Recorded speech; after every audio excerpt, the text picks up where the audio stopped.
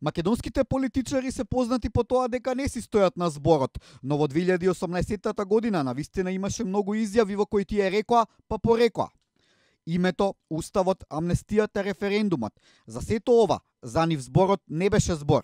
Премиерот Зоран Заев ја убедуваше опозицијата дека уставните измени ќе гласеле само за тогашниот предлог и Линденска Македонија. Не може да се очекува уставна промена во Македонија за било кое решение.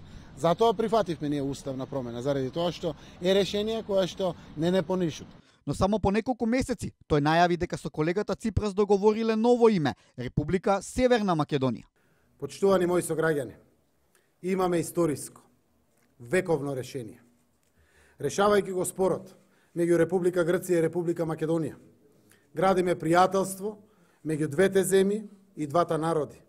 Пријателство кое никогаш не било поголемо. Во нашите раце е клучот за отварање на европската перспектива за економски развој и подобар живот на граѓаните. Заев исто така се колнеше дека додека го држи паметот, нема да дозволи промена на уставот, за подоцна да говори нешто сосема друго. Додека дишам. Додека го дишам овој македонски воздух и додека ме држи памет дека мојот дедо, мојот татко, сите мои предци, јас, мојот син и ќерка сме македонци, родени овде во Македонија. Тоа не може да се случи. И не само тоа, верувам дека не постои роден човек во Македонија подготвен да излезе пред парламент и да бара промена на устав заради промена на уставното име.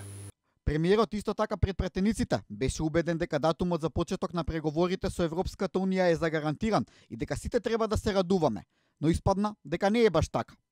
Не е дали Македонија навистина доби датум. Јас конечно ве поканувам да се израдуваме на убава работа. И треба да се израдуваме.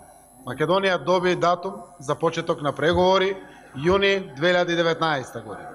Со завршувањето на овој процес, со завршувањето на реформите, можеме поприлично да бидеме со известно очекување дека во јуни ќе добиеме датумот за преговори. И лидерот на опозицијата Мицковски беше јасен дека на референдумот ќе излезе и ќе гласа против. Подоцна и тој мораше да се дообјаснува. Како ќе гласате и дали ќе гласате вие како Христијан Мицковски на тој референдум? Сега имате горе-доле позициите, ги знаете. До претходно немавте информации, но сега се јавно објавени. Јас како Христијан Мицковски на тој референдум ќе гласам против овој така наречен договор. Прашањето од страна на новинарот на таа пресконференција беше доколку договорот биде на референдум, што ќе направите ви?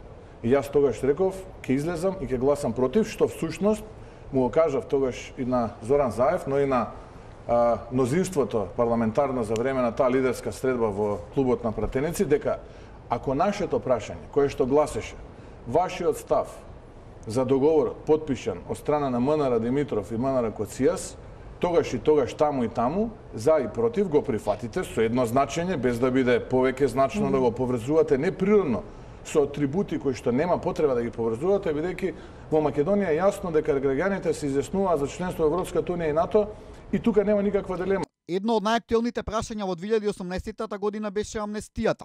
Министерката за одбрана Радмила Шекеринска како да ја фати амнезија за амнестијата. Во 2017 година таа говореше дека не се пазареле кога ги тепале во парламентот и дека нема ни сега да се пазарат. Пред донесувањето на законот, вице-премиерката говореше нешто сосема друго, дека е подготвена да прости и дека е подготвена да подржи ваков закон.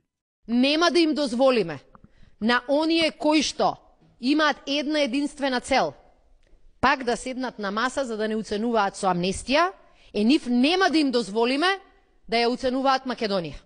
Јас се чувствувам дека имам кредибилитет и авторитет да кажам како жртва, подготвена сум на оние кои што учествувале, а не го организирале или не се обиделе да не убијат, не само да простам, туку и да поддржам таков закон.